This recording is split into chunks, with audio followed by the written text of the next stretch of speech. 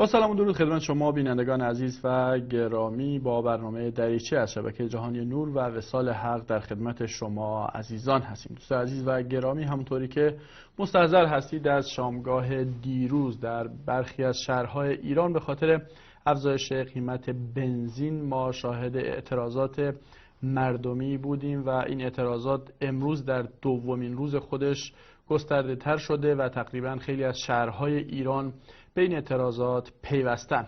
به نظر شما آیا فقط اعتراض مردم به خاطر گران شدن بنزین هست و یا اینکه نه، این اعتراضات یک اعتراضات ریشه‌دار هست و مردم فقط منتظر جرقه‌ای بودن؟ با توجه به اینکه خب قضیه بنزین و حامل سوخت میتونه تأثیر بسیار مستقیمی در روند زندگی مردم داشته باشه و اصلا کاروبار مردم رو کامل به صورت مستقیم تحت تأثیر قرار میده، میتونه این جرقه حتی به یک انفجار هم تبدیل بشه. امشب برای اینکه بتونیم با زوایای بیشتر اعتراضات مردمی که در خیلی از شهرها در حال حاضر، در همین لحظه که من با شما بر حال صحبت میکنم، در حال برگزاری و در حال اجراست، جزئیات بیشتر این اعتراضات رو بتونیم به زوایاش بپردازیم، دعوت کردیم از آقای حبیب الله بلوچ تا امشب در خدمتشون باشیم و بتونیم ببینیم جزئیات این اعتراضات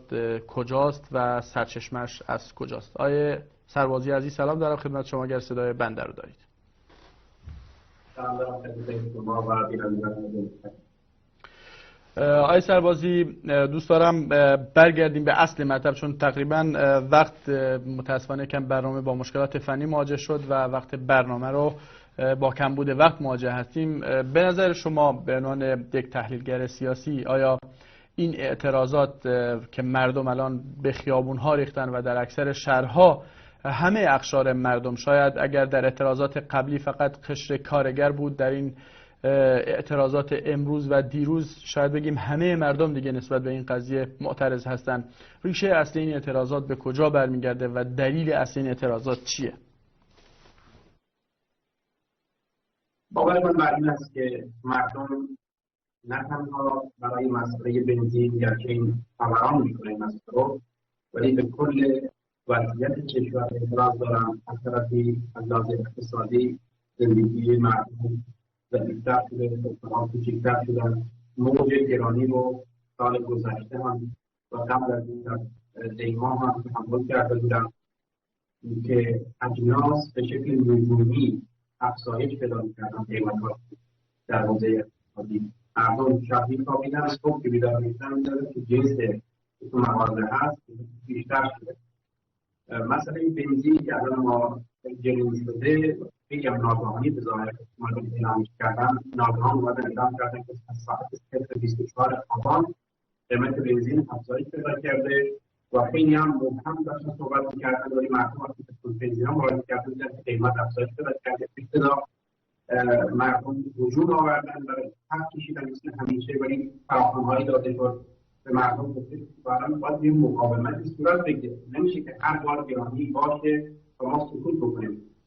همون پیش زمینه قبلی که در بخش ضعیف شدن سوکراشون و وضعیت اقتصادی بیکار شدن مردم وجود داشته، این زمینه اصلی اعتراضات امروز هست. یعنی استفاده از بنزین، چون بنزین میتونه یه موج جدید گرانی رو ایجاد بکنه، تاثیر مستقیم روی زندگی مردم داره.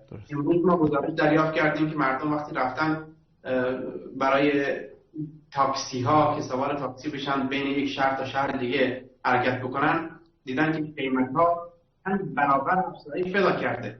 اگر قیمت قبلا کرایه 20000 تومان بوده، الان شده 50000 تومان. اگر کرایه یک جایی 30000 تومان بوده، شده 100000 تومان. خب مردم درآمدشون تغییری نکرده، با همون درآمد گذشته هستن. حتی در مناطقی که مثل بلوچستان، کردستان، خیلی مناطق دیگه اصلا شغل و کاری هم ندارن، همون پول اندک رو هم ندارن که بتونن برای کرایه خودشون بدن. معلمانی هستن که ما تو منطقه اندر بلوچستان که حقوقشون 300,000 تومان هست برای یک ماه که دانش آموزان رو در مناطق روستایی تدریس بکنن. از شهر بلند میشن، برای آموزش دانش آموزان میرن به روستایی 100 کیلومتر اون طرفتر، 70 کیلومتر اون طرفتر، 200 کیلومتر اون طرفتر که باید کرایه پرداخت بکنن. این معلم چطور میتونه از شهر بلند بشه بره به روستا؟ قبلا 10,000 تومان میداد، الان باید 100,000 تومان، 20,000 تومان، 50,000 تومان، نمیدونم 3 برابر 4 برابر افزایش قیمت در صورت میگیره. با حقوق 300,000 تومان باور نمیکنه که تو بخواد زندگی بکنه. چون یک پروژه‌ای به نام معلم‌ها هر قبلی با 500,000 بازمان در تحصیل ما مواجه بودیم، یعنی یه رقم بسیار هجومی و وحشتناک. حکومت برای اینکه این موضوع رو بخواد حل بکنه، اومد معلمان خرید خدمات گرفت، یعنی شرکت‌هایی رو زد. این شرکت‌ها برن هر فردی رو دیپلم داره یا معلم می‌کنن تو روستا سرکارشون بکنن که معلم میشن. یه مجموعه از افرادی که اصلا شغل و کار و چیزا رو نداشتن، اونا رو آوردن و در قضیه آموزشی داخل کردن. هم کیفیت آموزشی پایین اومد، هم این معلمی که بیاد اینجا عملاً 2 تا شغل داره. اگر تک شغلی هم باشه به خاطر پایین بودن بسیار پایین حقوقش، توانایی تحصیلی هم نداره. ببینید ما اگر مجموعه اسباب رو بررسی کنیم، یکی از دلایلش برمیگرده به مسئله دلیل اقتصادی. از طرف دیگه وضع کشور، ما اقتصاد رو در کشور داریم، اقتصادی نه تنها معمولی و کوچک بلکه بسیار گسترده و وسیع، تا جایی رسیده که چند هزار میلیارد که رقم بسیار پایین هست اگر یک مدیر کل بیاد اون رو سرقت بکنه و بدزده و با خودش اخلاص کنه ببره. رقم‌های نجومی روزانه ما از اخبار و گزارش‌ها داریم میشنویم و این فساد مثل خوره افتاده به جان مردم. از اون طرف سرکوب هست. نیروهای مسلح مثل سپاه پاسداران بودجه افزایش پیدا کرده. نیروهای مسلح مثل ارگان‌های ارتش و غیره بودجهشون افزایش پیدا کرده. همین الان من دارم باهاتون صحبت می‌کنم، هفته قبل گزارشی منتشر شد که 100 میلیون دلار از صندوق توسعه کشور به دستور رهبر ایران تصویب شده برای بلوچستان که برای کار ایجاد کردن، شغل ایجاد کردن، خیلی برای بستن مرد، یعنی همون کمترین راه امرار معاشی که مردم دارن و میتونن ارتزاقی کمی انجام بدن، همین رو بستن. میتونید که مسئله سوخت حکومت هم برای این مسئله به هم شکل میگیره، چون ما قیمت سوختمون نسبت به کشورهای همسایه پایین در هست، واسه سوخت صورت میگیره. ما باید قیمت رو بالا ببریم، مازاد رو به مردم هدیه بدیم. این یک دروغ هست، این یک فریب بیشتر نیست. چرا که اولا تورم بسیار افزایش پیدا خواهد کرد، چند برابر مردم هزینه بیشتری پرداخت میکنن و یارانه هم که دریافت میکنن 45,000 بیشتر نیست. از طرف دیگه کسانی که کار سوخت میکردن، اینا دیگه با مشکل بسیار جدی مواجه میشن. هیچ کار شغلی که بلوچستان در سوخت‌بری، یه بخش بزرگی از مردم تا راههای 200 کیلومتری مرد کارشون فقط سوخت‌بری هست. اینا دیگه کلا بیکار نمیتونن دیگه سوخت جابجا کنن، چون مابعد تفاوت قیمت سوخت دیگه تغییر کننده پیدا میکنه و سودی براشون نخواهد داشت. از طرف دیگه حالا سوال اینجاست، شما که میگید این رو بخواید برگردونید دوباره به مردم 60 میلیون نفر نیازمندی که در جامعه وجود دارن، خب یعنی شما جمعیت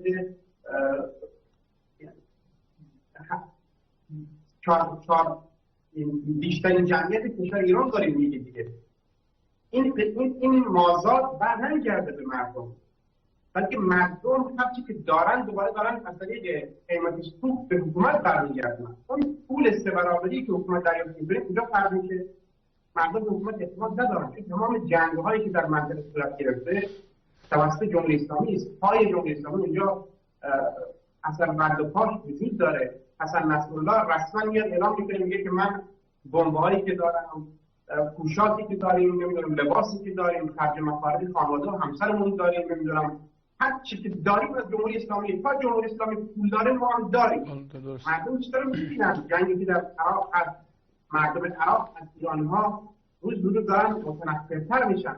دلیلش هم اینه که قاسم سلیمانی داره که مداخله میکنه با سپاه قدسش، با سپاه پاسداران، بودجه مردم رو به جایی که ساخت مدرسه بشه، ساخت اقتصادشون بشه، به جایی که سر سفره مردم بیاد قرار بگیره، داره اونجا صرف میشه.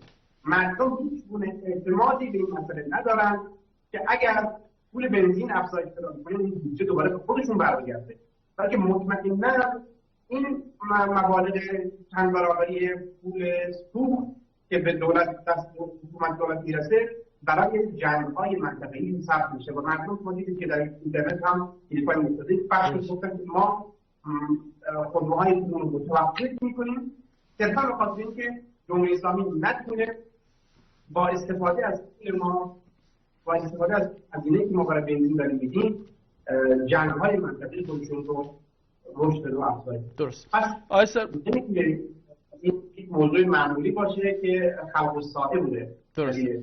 آقای سربازی، وزیر نفت در مصاحبه‌ای که داشتن وقتی یکی از خبرنگارا ازش میپرسن خب این افزایش قیمت تا کی ادامه پیدا میکنه، ایشون هم در جواب میگه تا وقتی که ببینیم مردم چقدر تحمل دارن. این یعنی تا زمانی که مردم تحمل کنن ما این افزایش قیمت رو خواهیم داشت و این نشون میده که اینا برای این کار هیچ برنامه‌ریزی ندارن، یعنی به صورت آزمایش و خطا دارن روی مردم امتحان میکنن تا هر جایی که مردم تحمل و توان داشته باشه اینا قیمت رو بالا میبرن.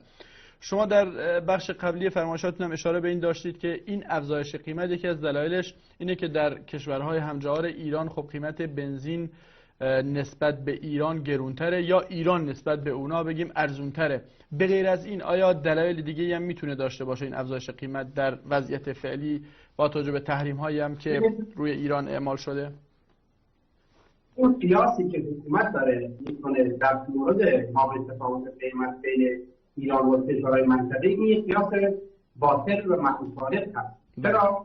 چون اگر ما بخوایم بگیم مردم مثلا امارات قیمت بنزینی که 1.5 درهم مثلا چند هزار تومان ایران هست و ما هم باید قیمت بنزین رو مثل اونا بکنیم که بنزین ما نره فروش نره به امارات، خب حقوقی هم که در امارات مردم دریافت میکنن چندین میلیون برابر بیشتر از حقوقی که مردم در ایران دریافت میکنن. یعنی مردم فرض بکنید کمترین فرد در امارات حقوقش $1000 و در ایران کمترین فرد حقوقش $100. 10 برابر درآمدی که یک ایرانی داره از یک اماراتی کمتر هست. وقتی قیمت سوخت 3 برابر افزایش پیدا میکنه این به شکل مستقیم در زندگی مردم تاثیر میگذاره.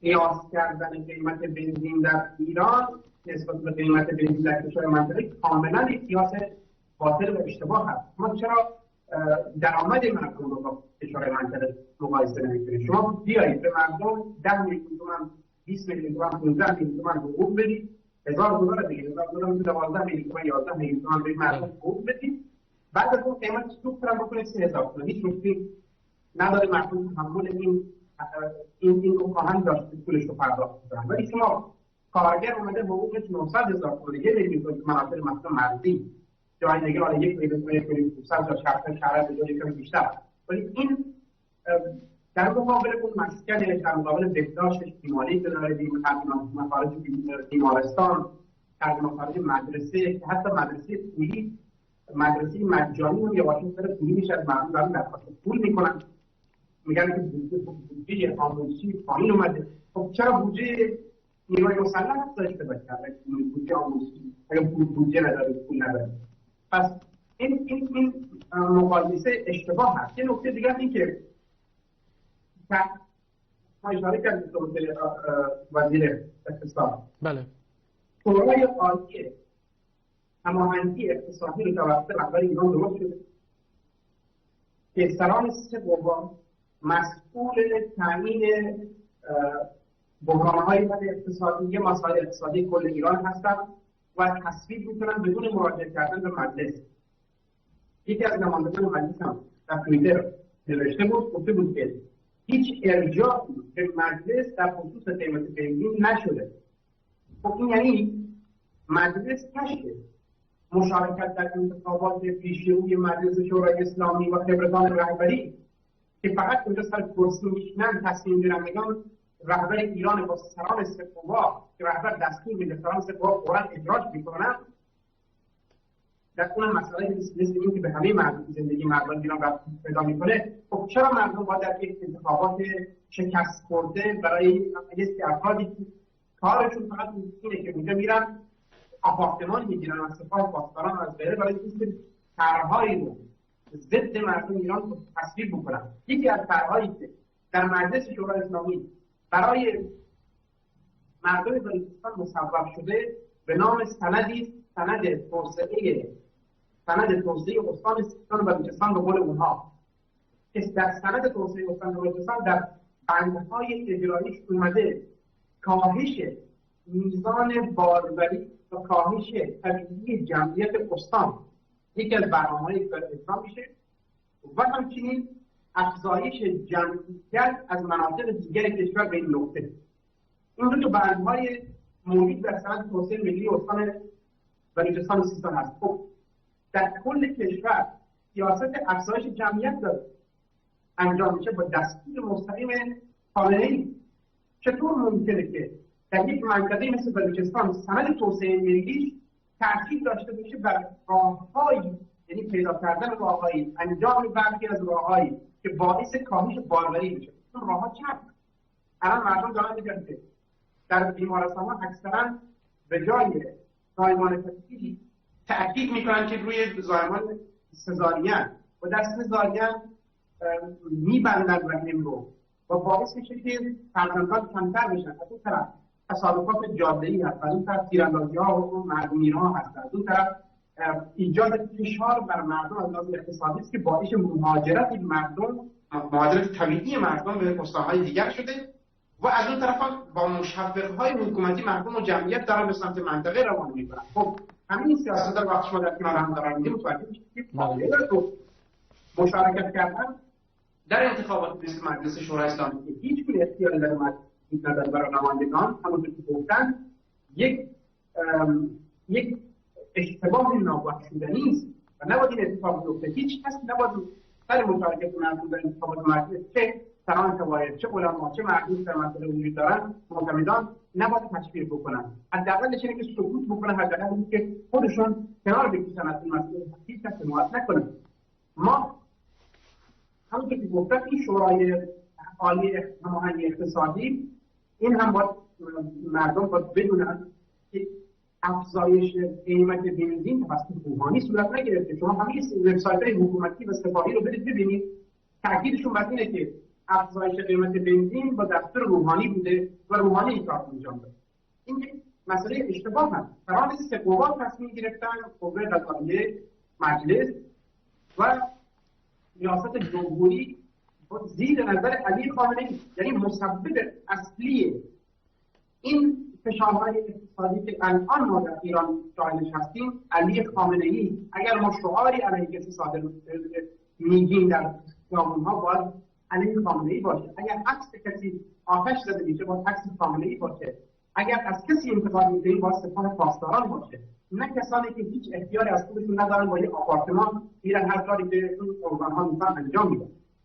آقای سربازی، در خیلی از شهرها مردم معترض خب اومدن بانک‌ها رو آتش زدن، حتی زینبیه رو آتش زدن و اماکن شاید بگیم مختلفی رو آتش زدن. دلیل این چیه و مردم واقعا چرا یعنی خشمشون اینقدر زیاده که به بانک‌ها و دیگر اماکن حمله میکنن؟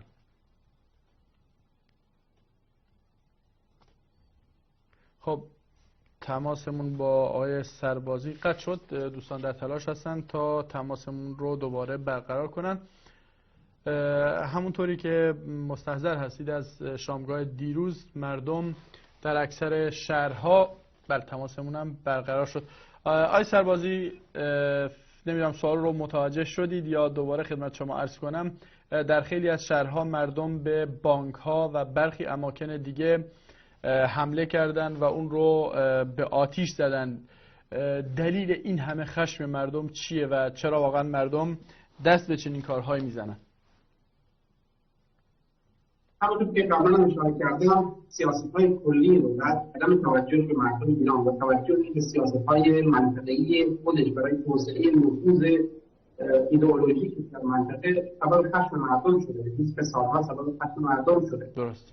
اما مردم باید توجیه بشن که حمله کردن به بنزین‌هایی که خصوصی هستند توسط خود مردم عادی اداره میشن. حالا به هر ارتباطی با هر نهادی داشته باشن جز عامه مردم هستن.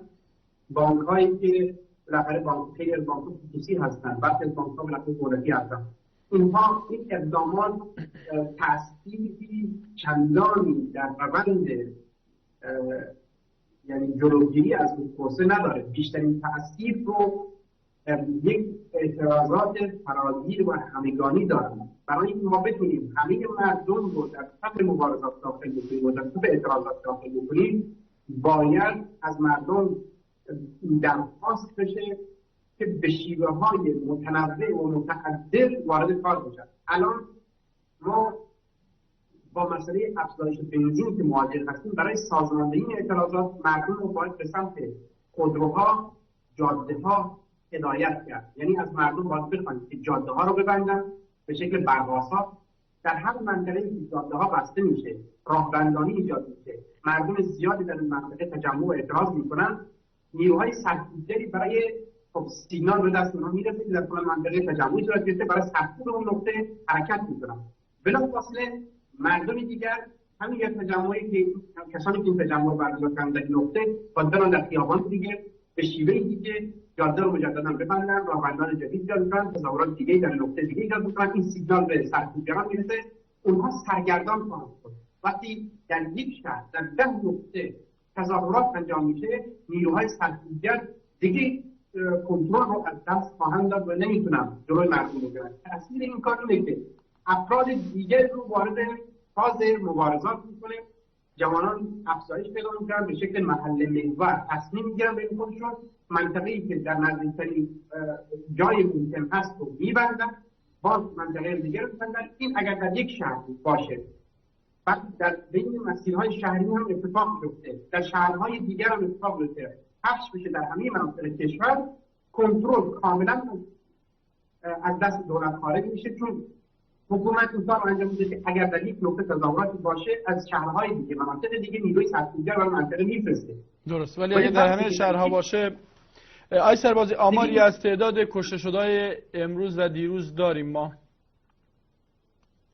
تقریبا هنوز آمارها دقیق نیست، ولی اسمی از عددی از 10 نفر رو دارن بیان میکنن در بلوچستان، در ایدز که ویدیوش دیشب منتشر شده بود، یک نفر سرش کاملا با پخش شده بود، زمین کشته بود.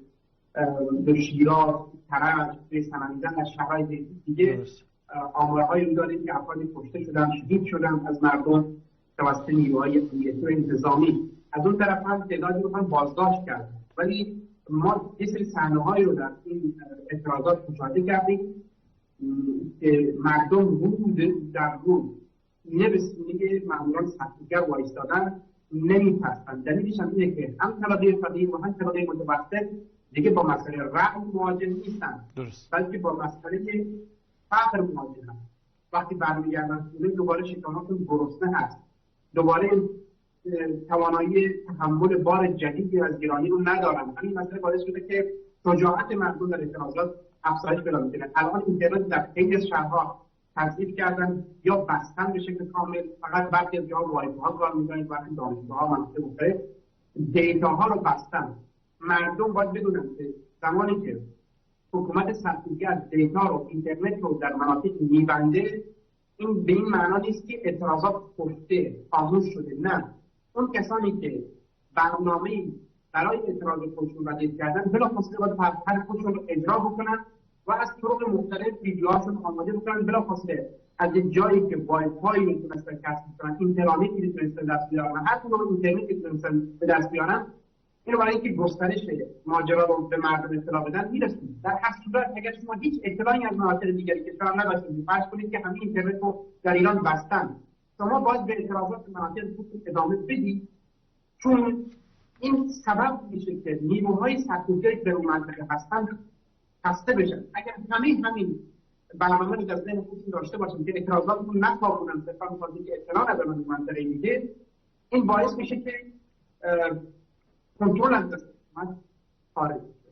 آقای سربازی، به عنوان سوال پایانی هم به نظر شما آیا این اعتراضات گسترده‌تر میشه در روزهای آینده و یا اینکه نه مثل اعتراضات قبلی به هر حال بعد از شاید بگیم چند روزی دوباره مردم عادت میکنن به وضعیت و به زندگی معمولی خودشون برمیگردن؟